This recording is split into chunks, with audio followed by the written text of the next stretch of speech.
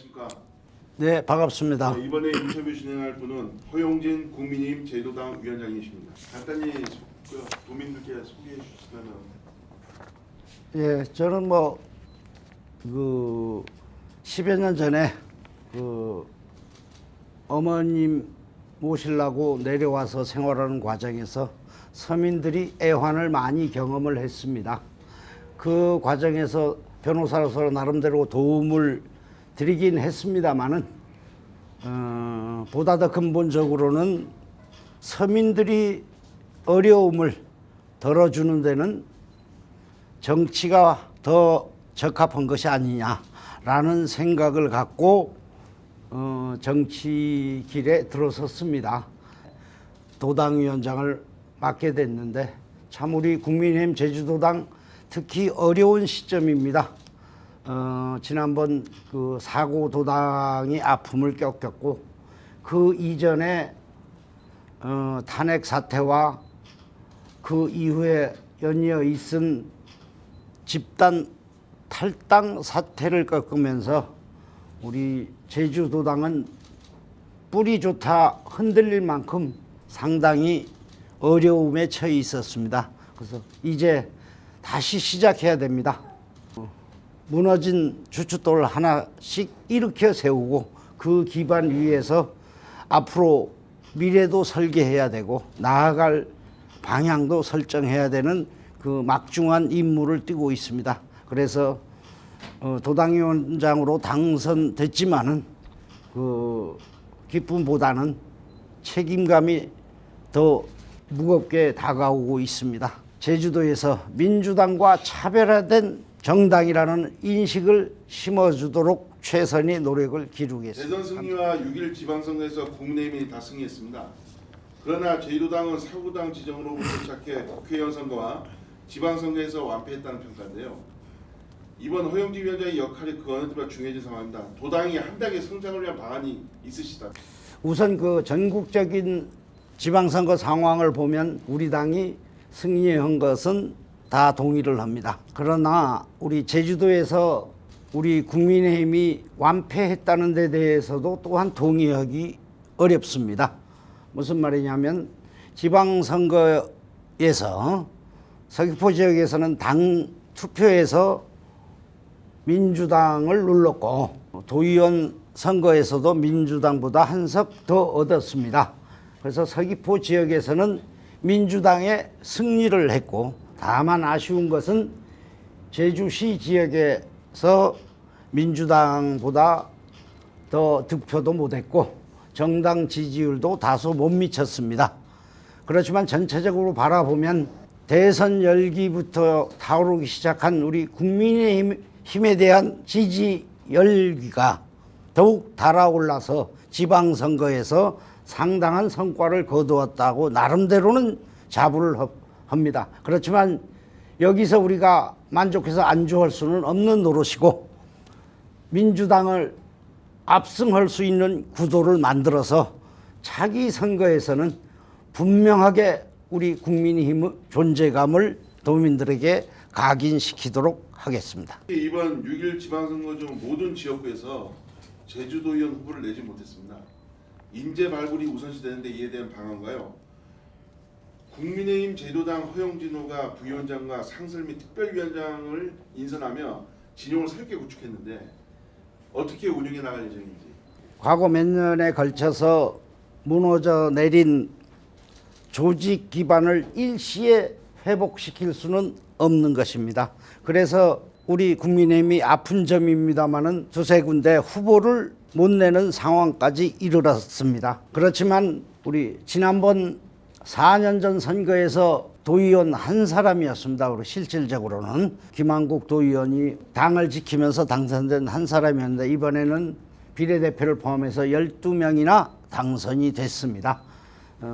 지역구 두세 군데 후보를 못 낸 아픔을 딛고 나름대로 열심히 하였기 때문에 거둔 조그마한 성과라고 생각합니다. 그 토대 위에서 우리 이번에 도당도 정상화됐고 조직도 외연 확장과 정책 개발이 가능한 젊은 사람들 중심으로 조직을 꾸렸습니다.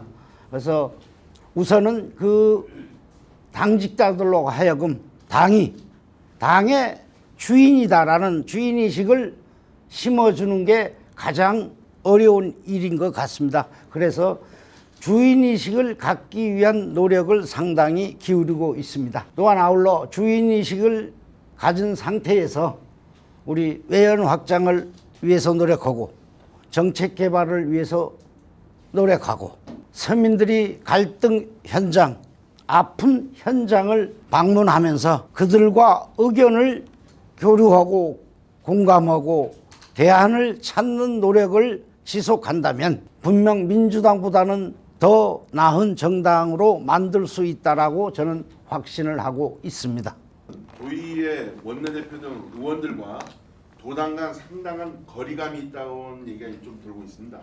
소통이 필요하다는 시각인데 이에 대한 생각은? 도의회 구성된 지가 3개월 채 안 됐습니다. 그 이전에는 도의원이 한 사람이었습니다. 당에서 소통하는 시스템조차 필요 없는 상황이었습니다. 그래서 이제 도의원이 12명이나 됐으니까 시스템을 새로 구축하고 있습니다. 그 과정에서 초창기에 과거에 한 사람인 시절에 당과 교류가 없었다는 이런 생각이 우선 머리에 떠오르다 보니까 소통이 안 된 것이 아니냐라는 우려를 하고 있는 것으로 알고 있습니다. 내부적으로는 소통이 잘 되고 있는데 외부적으로 보이는 시스템이 부재한 데 따른 현상이라 걱정 안 하셔도 될 것으로 알고 있습니다. 오영훈 도정은 출범하면서 국민의힘과 적극 소통을 약속했습니다. 그런데 최근 오영훈 도정이 농지법 위반 등 문제가 있음에도 불구하고 양 행정시장 임명을 강행해 논란을 야기했습니다. 최근 기관장 및 공직 인사가 좀 논란이 불거지고 있는데 이에 대한 생각은 어떠세요? 일단 소통의 관점에서 이 자리에서 소통을 언급했습니다마는 한마디로 소통할 생각이 아예 없는 도지사라고 생각합니다. 단적인 예로 소통을 원한다면 저희 국민의힘을 배신하면서 선거운동을 한 이선화 씨를 ICC 이사장인가요? 대표로 지명하는 이러한 일은 안 해야 될 일입니다. 기본적인 정치 도의를 저버린 전형적 행태입니다. 이러한 행태를 하면서 입으로 소통 이런 운운한다는 것 자체가 코미디입니다. 뿐만 아니라 우리 국민힘을 지지하는 도민들도 과반수에 이릅니다. 그분들은 도민이 아니란 말입니까? 그분들을 도민으로 생각한다면 적어도 이선화 씨를 지명하는 것은 지금이라도 반드시 철회돼야 된다라고 생각을 합니다. 양행정시장 말씀하셨는데 농지법 위반 의혹으로 도민사회 전체가 시끄러웠습니다. 그런 시끄러움을 무릅쓰고 임명을 강행했습니다. 강행해놓고 정치 철학을 선거 공신을 임명한 것이 아니냐는 질문에 정치 철학을 공유하기 때문에 임명한 것이라는 취지로 궤변을 늘어놓고 있습니다. 오영훈 지사에게 묻습니다. 양행정시장과 오영훈 도지사의 철학을 공유한다면 딱 한 가지밖에 없습니다. 오영훈 지사도 농지법 의혹을 받은 바 있습니다. 그 점에서 보면 도지사하고 양행정시장이 농지법 위반 의혹에 대한 철학을 공유한다라고 주장한다면 이해할 수 있겠습니다. 그렇지 않고는 다른 말로는 아무리 미사여구를 동원해도 설명이 되지 않습니다.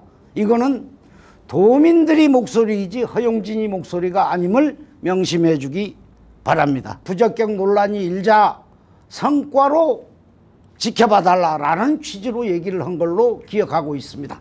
행정시장이 임기가 2년으로 알고 있는데 2년 후에 성과가 없다면 그 2년 동안 성과 없는 데 따른 도민들이 피해는 누가 책임을 지라는 말인지 이것을 먼저 답변해야 됩니다. 지난 20여 년간 제도에서 국민의힘 국회의원 후보자들이 국회에 진출을 못하고 있습니다. 이를 극복하기 위한 방안. 제주시 지역에서 5번, 서귀포 지역에서 6번 국회의원이 민주당 소속 또는 전신당이 휩쓸었습니다. 사실. 그래서 국민의 입장에서는 굉장히 힘듭니다.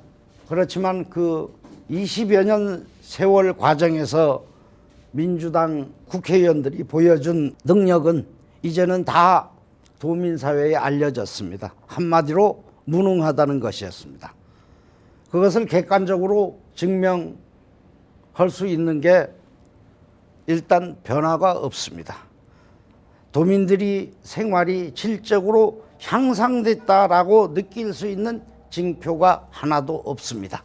이래서는 안 된다라고 도민들이 모두가 느끼고 있습니다. 그래서 그에 대한 반작용으로 도민들이 국민의힘 사람을 지지하는 것이 제주의 변화와 발전을 위해서 반드시 필요한 것이 아닌가라는 생각을 많이 하고 있습니다. 국민의힘으로 지지세가 몰리고 있습니다. 그 도민들이 뜻을 받들어 민주당과 차별화된 서민 정책을 개발하고 서민들과 소통을 적극적으로 하면서 정당이 면모를 일신한다면 다음 총선에서는 삼성 모두 얻지 않을까라고. 그러면 이번 선거에서 반드시 승리해야 제주에서 보수 세력이 활성화될 거라는 얘기가 돌고 있는데 도당 위원장으로서 이에 대한 대책. 제 입장은 그렇습니다. 민주당처럼 미리미리부터 선거만을 위해서 준비하는 정당은 도민들이 삶에 아무런 도움이 되지 않습니다. 저희들은 그렇게 안 하겠습니다. 서민들과 현장 행보를 집중적으로 하겠습니다.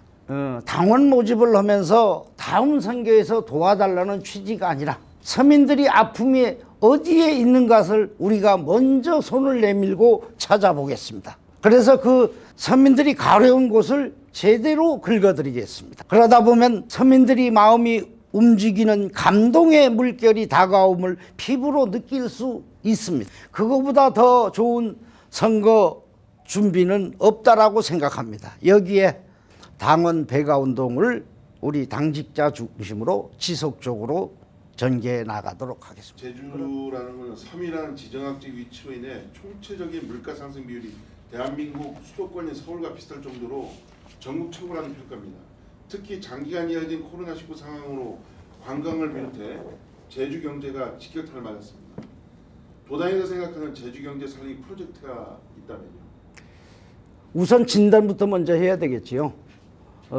우리 전 세계 경제의 침체에 따라 우리 전 세계적으로 물가가 급등해서 서민들이 어려운 거는 누구나 다 아는 일입니다. 오늘 우리 섬이라는 지정학적 특성 때문에 거기에다가 우리는 근본적으로 물류 비용을 떠안아야 되는 한계가 어려움이 있습니다.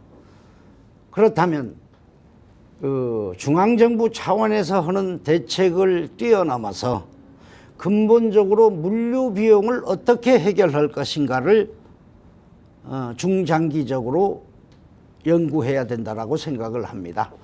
우리 혹자들은 지금까지 정치하는 사람들은 뭐 물류비를 부분적으로 얼마를 지원해 준다라는 이런 미봉책에 가까운 단기적 해법으로서 접근해 왔습니다. 물류비를 근본적으로 개선시킬 수 있는 방안이 무엇인가? 저에게 권한이 주어진다면 물류와 관련된 운송수단이 공공화를 추진하겠습니다. 그 속에서 물류비를 합리적으로 조정하면 적어도 물류비 때문에 10% 20% 이상 물가 인상률을 떠안아야 되는 서민들이 고통이 조금이라도 덜어지지 않겠느냐라는 생각을 갖고 있습니다. 거기에다가 그 과정에서는 우리 물류비 고충이 있는 만큼 중앙정부 차원에서 다른 시도와 차별화된 지원을 해야 될 필요가 있다라고 생각합니다. 중앙당과 소통하고 협의하면서 서민들 중심으로 조금이라도 경제를 일으킬 수 있는 예산을 적극적으로 검토해 달라라고 매달리려고 하고 있습니다. 설득하려고 하고 있습니다. 당당히 요구하려고 하고 있습니다. 호 의원님께서 생각하는 그 제주 현안이 무엇이고 이를 해결하기 위한 방안이 있으시나요? 중장기적인 관점에서 바라보면은 우리 현안이 딱 세 가지입니다. 이 현안이 우리 경제를 짓누르기도 하고 또 경제를 견인해 주기도 할 부분이라고 생각합니다. 첫째, 제2공항, 그 다음 예래휴양단지, 그 다음 좌초된 헬스케어 타운입니다. 우선 제2공항에 관해서 말씀드리자면 제2공항의 필요성을 다 공감하는 입장에서 제주도 행정수반으로서는 분명히 여론을 선도해야 될 위치에 있습니다. 그렇지만 아무런 의견 표명을 못하고 있습니다. 심지어는 중앙에서 환경부에서 환경영향평가와 관련한 보완 가능성 의견이 나오면 도민들과 의회의 의견을 물어서 중앙정부에 전달하겠다라고 최근에 의회에서 답변한 것으로 기억을 하고 있습니다. 제주도정을 책임질 사람을 도지사로 선출한 것이지 우편 배달부 역할을 해달라고 도지사를 선출한 것은 아니라고 생각합니다. 의견을 전달하는 것은 집배인 자격이 있으면 충분합니다. 도지사로서 취해야 될 입장은 아니라고 생각합니다. 매우 안타깝습니다. 이런 분을 우리가 도지사로서 선택했냐 하는 자괴감이 들 정도입니다. 이래서는 안 되지요. 오영훈 지사님한테 묻겠습니다. 도지사로서 입장이 곤란하다면, 정치적 행보 때문에 입장이 곤란하다면 도지사도 도민입니다. 도민이 한 사람으로서 의견은 무엇입니까? 라고 묻고 싶습니다. 도민들한테만 자기 결정권 운운하는데 도민이 한 사람으로서 도지사 개인이 자기 결정권은 무엇인지 분명하게 답해야 됩니다. 그런 답을 못하기 때문에 갈등이 심화되는 겁니다. 저는 제2공항이 반드시 추진돼야 중장기적으로 제주 경제가 한 단계 더 업그레이드 된다라고 생각을 합니다. 관광도 업그레이드 된다고 생각합니다. 우리 제주도민이 유일한 손과 발인 공항 이용 편의도 한 단계 업그레이드 됩니다. 공항은 최적의 입지에서 고려해야 될 부분이 교통수단이기 때문에 안전입니다. 안전 측면에서는 성산 제2공항보다 더 나은 적지가 없는 걸로 알고 있습니다. 기술자들이 전문가들이 견해도 그러한 것으로 알고 있습니다. 그럼에도 불구하고 정치적 유불리, 즉 득표의 유불리에 따라서 애매한 태도를 취하는 오영훈 도지사의 입장은 이해하지 못하겠습니다. 믿지를 않겠습니다. 그래서 제가 앞장서서 추진하겠습니다. 제2공항을 반대하는 분들이 생각이 두세 개 부류로 나눕니다. 그 이해관계에 따른 갈등에 이해관계에 맞는 접근을 함으로써 갈등을 해소하거나 관리하는 데 최선을 다하겠습니다. 중앙정부를 조속히 방문해서 제주도당의 뜻을 적극적으로 개진하겠습니다. 그래서 반드시 제 1년 임기 중에 착공 준비라도 완료되도록, 그리고 두 번째로 헬스케어 타운 10년 가까이 방치되어 있습니다. 사업이. 오영훈 도정 이전에 생긴 일이긴 합니다만은 오영훈 도정은 이에 대해서 관심도 안 갖는 것 같습니다. JDC가 제주도 소속이 아니라 그런지는 모르지만은 제주도에서 이루어지는 사업입니다.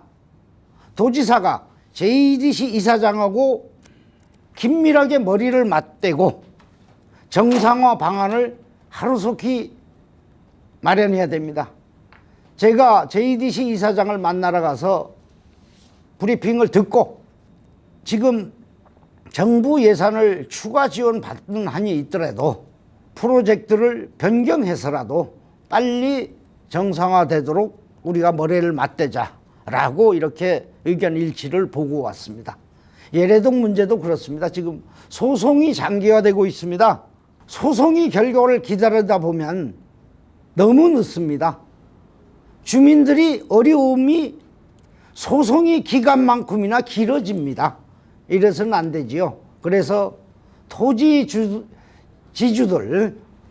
지주들과 머리를 맞대고 서로 양보할 건 양보하고 이해할 건 이해하면서 새로 그것을 계약을 체결하는 한이 있더라도 추진하던 사업이 정상적으로 추진될 수 있도록 그렇게 소통을 강화해야 된다라고 저는 생각을 하고 있습니다. 그런데 아직까지는 도정에서는 아예 나설 생각이 없고 JTC 이사장님이 지금 이제 업무 파악이 돼서 저하고 수시로 접촉하면서 정상화 방안에 대해서 의견을 교환하면서 대안을 찾도록 그렇게 합의를 받습니다. 그 예래동이나 헬스케어 타운 같은 경우에는 공사하다가 방치됐으니까 지역에 나쁜 영향을 끼치고 있어서 지역 경제가 더 추락하고 있습니다.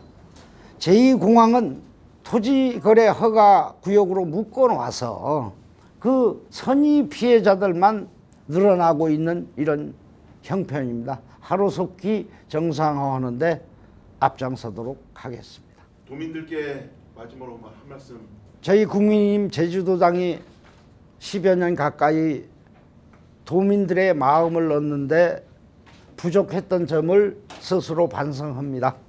그러한 반성이 토대 위에서 이제는 제가 앞장서서 변화된 모습, 즉 서민들과 호흡을 같이 하는 모습을 분명히 보여드리겠습니다. 그리고 서민들에게 희망도 드리겠습니다. 서민들이 원하는 정책도 개발하겠습니다. 모든 역량을 다 쏟아부어 말로만이 아닌 행동으로 도민들을 섬기는 제주도당으로 거듭나겠습니다.